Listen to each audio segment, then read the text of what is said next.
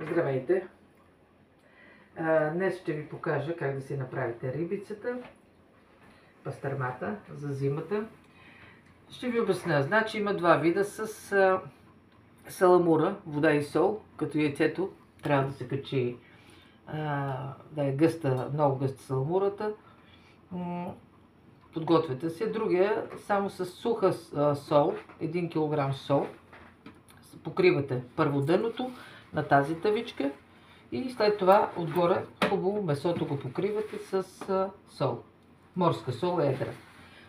След което го оставяте 3 дена завито с хартия отгоре, една кърпа и найлонче в хладилника за 2 дни.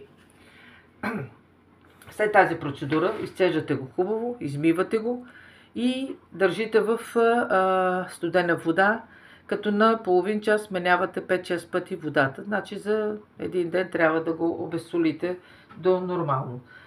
След което аз какво съм направила? Имах зелева вода от кисело зеле. Завряла съм водата и съм го топнала. Просто го топвате и изваждате. Но не се вари.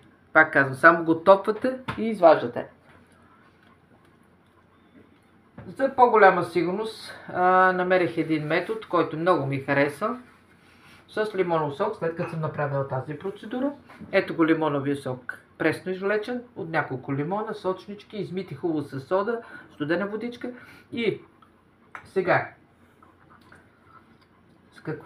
защо го мажем с лимонов сок? Ще кажете. Лимоновия сок убива всички видове бактерии. Знаете, че месото е сурово, въпреки че аз съм го топнала за 5 минутки в зелевата саламура топла. Ето. Това е най-добрият начин да убиеме микробите. Ще го хвана хубаво сокът. Ето го. По този начин бактериите ще ги убиеме. След което съм си приготвила. Продават и готова смес в месарниците.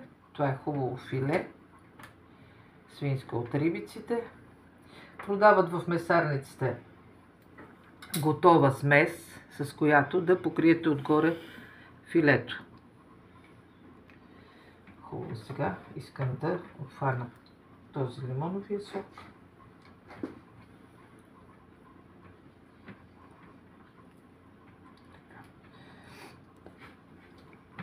И да е повече, няма проблем.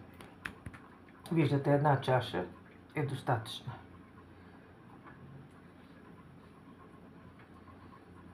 Хубаво да си поеме от лимоновия сок, особено и тук в тези краища. Виждате, в този край натопвате го така, да убиеме всички бактерии. Сега, ето е сместа, която съм я приготвила тук. Какво съдържа тази смес? Сега ще ви покажа. Купила съм отделни лесфасовки.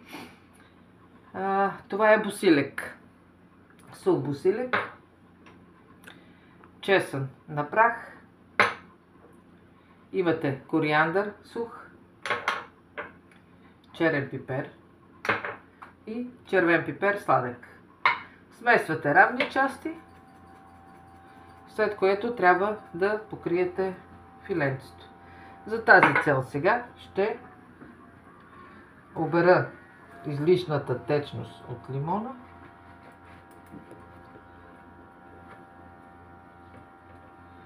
Няма смисъл, виждате, да събираме повече лимон. То си е поело колкото трябва. Тази излишната течност ще я виждате, променя се и цвета даже. Тази излишната ще я събера, защото да мога да сложа подправките. Ето, така.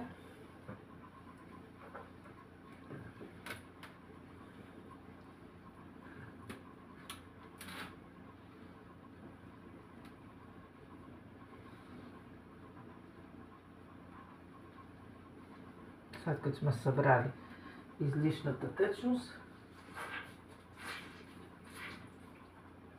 ще сложим подправките.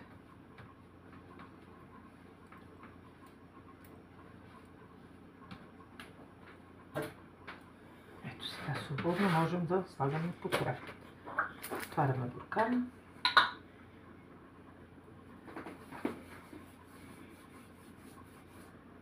Ръсите хубаво и обилно. След като забравих да ви кажа, че когато извадих от зелевата саламура, изцедих много добре и сложих върху вестници да се отцежда хубаво, като притиснах с тежест отгоре, завито, и така се отседи месото. Трябва да е хубаво отседено, да няма остатъчна вода. Може да го държите цял ден, докато не получите изцеждане на течността.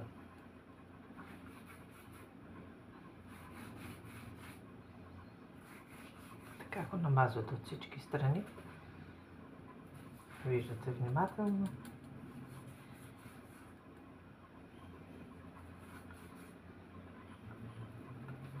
Може да ви отиде едно бурканче, зависи. Аз имам около 3 кг месо.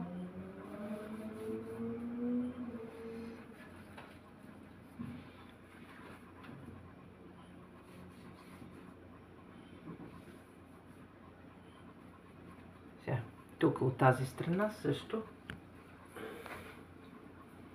Виждате от страни тези местенца. Трябва хубаво да ги намажете. Ето тук. Виждате.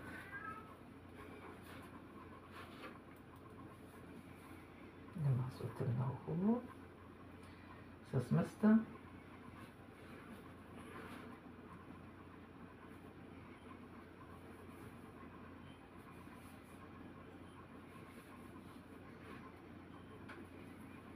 Сега по същия начин слага се тензухена марла, отгоре завива се, пристяга се с конец или с някаква връзка, след което се завива хубаво и оставяте в хладилника, или ако имате сухо помещение, ветровито, отваряте прозорец на течение, но трябва да е загърнато в марля, задължително, за да не го лазят боболечки, мухи и така нататък.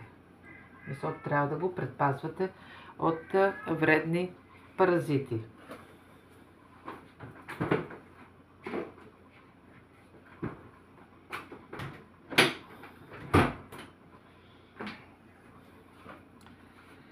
Това е. След 1-2 седмици вашето месо ще е готово. Може да го държите и в хладилника, но задължително, ако е в хладилника и отвън, когато е, след това с една точилка го натискате, за да добие по-тънка форма и така да поизсъхне. Ето виждате, като го стискам даже, то изтънява. С точилката ще стане още по-хубаво след 2-3 дена. На всеки 2 дена е хубаво с точилката да го минавате отгоре или с тежестта. Да държите тежест. Ето го. В тази позиция ще бъде след това по този начин. Разбира се, че подправките ще трябва да ги задържите с марлата по някакъв начин, за да може да поемат хубаво аромата си. Това е. Какво друго искам да ви кажа? Не изхвърляте корите от лимона. Виждате ги. Можете да си направите една хубава алкална вода. След като са измити хубаво, съм ги нарязала. Добавям щипка бикарбонат, сода бикарбонат и щипка хималайска сол. Оставете за 24 часа и след това пиете и така си имате алкална вода. Благодаря ви. Хубав ден!